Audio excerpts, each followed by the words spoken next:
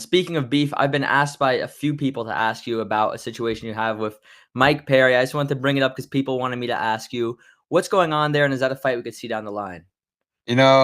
I'm hoping that it's going to come up real soon. I keep being told it's the next one, it's the next one, it's the next one. I think it has a lot to do with him not accepting the contract. I think he's a little bit Mm, scared to fight me because he knows exactly how that one ends.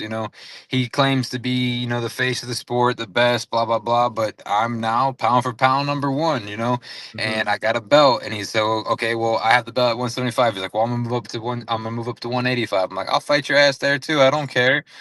He's doing anything he can to avoid me.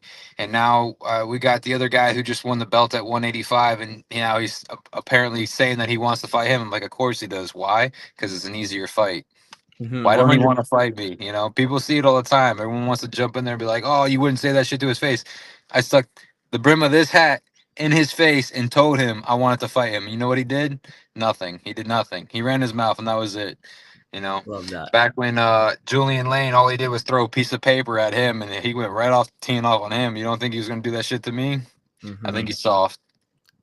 It's interesting because there's a pendulum shift because everyone hears Mike Perry's name back in the day and they say, "Oh, what does he have to prove?" But now you're the number one guy. You've surpassed him. Right. You're the top guy. If Right. anything, he has more to prove by fighting you than vice versa. Would you agree with that? Absolutely, like I said, pound for pound, number one. I hold titles over top of him. I have a belt he does not have. Just it makes perfect sense. He wants to hide behind any excuse he can, but people are starting to see it. They're starting to realize like he's a bitch.